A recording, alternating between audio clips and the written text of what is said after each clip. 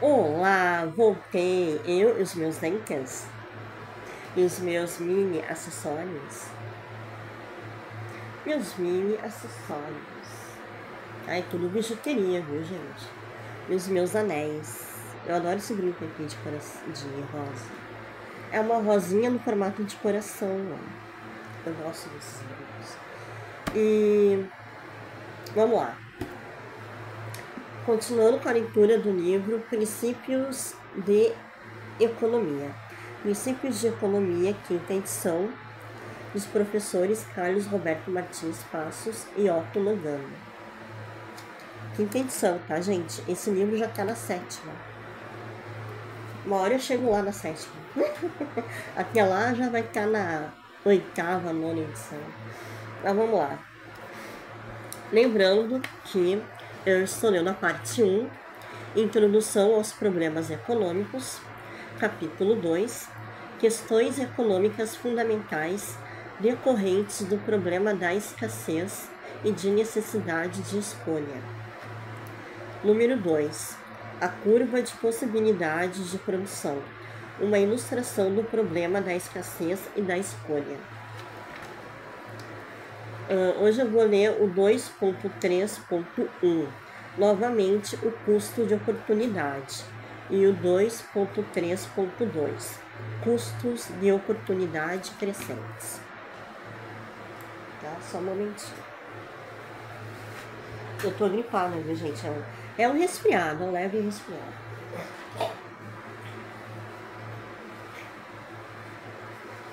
É calor, é frio, é água gelada, não há corpo que aguente. Então vamos lá. Então, hoje eu vou ler o 2.3.1, novamente custo de oportunidade, né? E o 2.3.2, custos de oportunidade crescentes. Tá bom? É isso aí. Então aqui, ó, esses dois tópicos aqui é referente a isso aqui, ó, que eu falei na aula passada, o custo de oportunidade. Tudo que eu falei na aula passada, eu vou ler, tá? É isso aqui. É eu sacrificar a produção de minério de ferro, tá? Eu sacrifico 50 mil toneladas de minério de ferro para ter 1 milhão de toneladas de alimento. Vocês lembram? É isso aí que eu vou ler.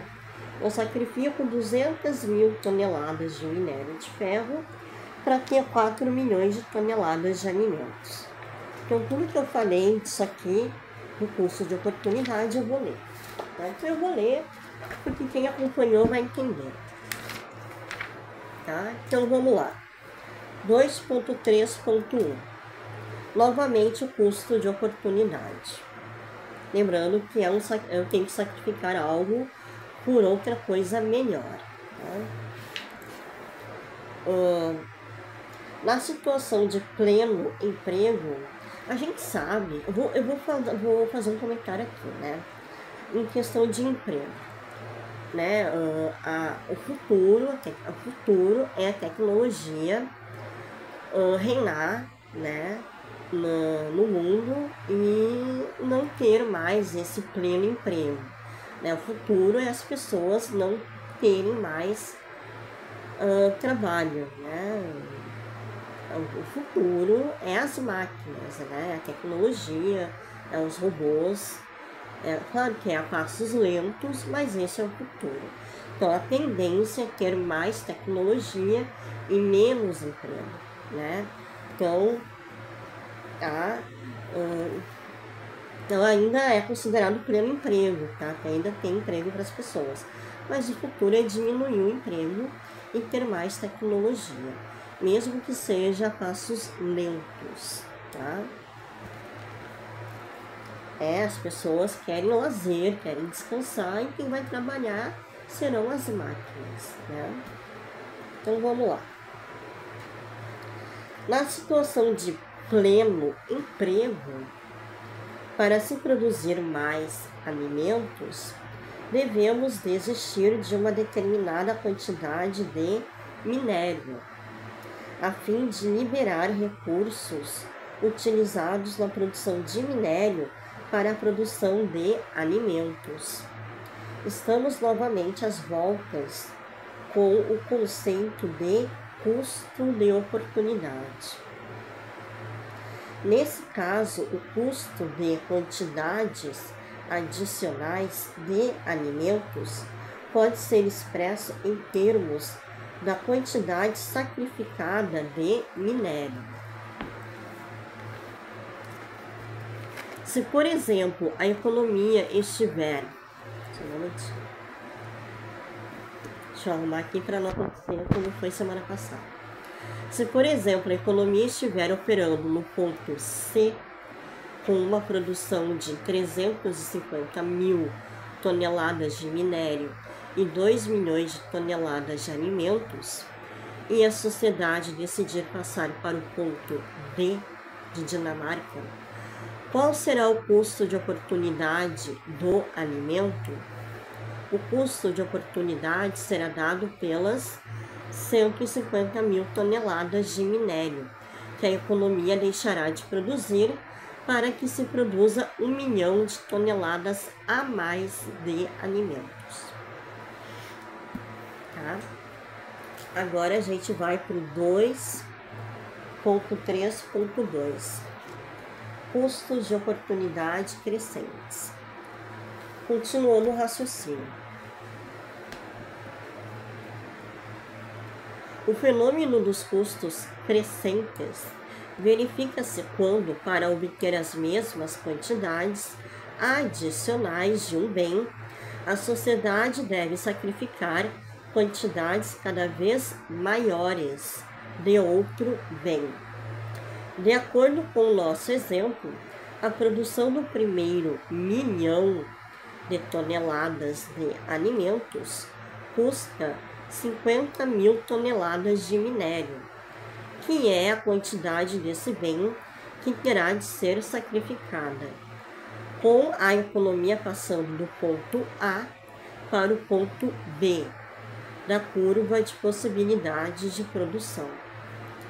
Se por acaso a sociedade optar por 1 milhão de toneladas de alimentos a mais, passando do ponto B para o ponto C e totalizando 2 milhões de toneladas de alimentos, esse segundo 1 milhão de toneladas custará 100 mil toneladas de minério, que é a quantidade de minério que deixará de ser produzida. O custo de alimentos em termos de minério é cada vez maior, fato este que determina o formato da curva de possibilidades de produção, côncava em relação à origem. E isso ocorre porque os recursos utilizados em uma atividade podem não ter a mesma eficiência quando transferidos para outra atividade. Vejamos então como isso acontece. Normalmente é de se esperar que as terras adequadas à produção de alimentos sejam pobres em minério de ferro, e que as terras que contenham grandes quantidades de minério sejam inadequadas ao plantio. Se fizermos a suposição de que toda a terra esteja sendo utilizada na extração de minério, a economia estará produzindo uma grande quantidade desse produto, 500 mil toneladas, e nada de alimentos. Entretanto, se parte das terras férteis for liberada para o plantio de produtos destinados à alimentação, haverá uma pequena redução na produção de minério, uma vez que os solos férteis são também pobres de minério de ferro e uma grande expansão na produção de alimentos. Essa escolha é representada por um movimento de A até B na curva de possibilidades de produção, e indica diminuição de 50 mil toneladas de minério e aumento de 1 milhão de toneladas na produção de alimentos. Se desejarmos continuar aumentando a produção de alimentos, disporemos cada vez menos de terras férteis e seremos obrigados a utilizar cada vez mais terras inadequadas para a agricultura, mas ricas em minério de ferro. Desse modo, para conseguir o mesmo aumento na produção de alimentos, teremos de renunciar a quantidades cada vez maiores de minério de ferro. Assim, para aumentar a produção de alimentos em mais 1 milhão de toneladas, passando do ponto B para o ponto C da curva, teríamos de renunciar a 100 mil toneladas de minério de ferro. Verificamos então que o custo de oportunidade de alimentos aumenta cada vez mais, o que reflete as características especializadas dos recursos produtivos.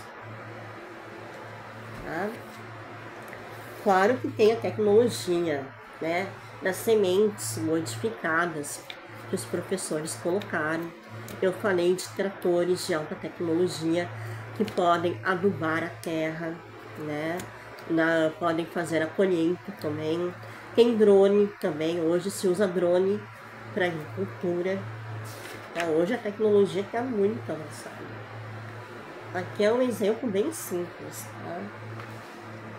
Então assim, ó, fica pendente o 2.4, curva de possibilidades de produção, algumas aplicações, e o 2.4.1, mudanças na curva de possibilidades de produção ou crescimento.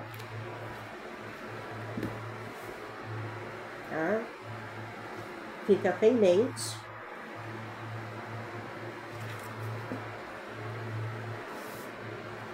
Vai ter esse gráfico aqui. Tá bom?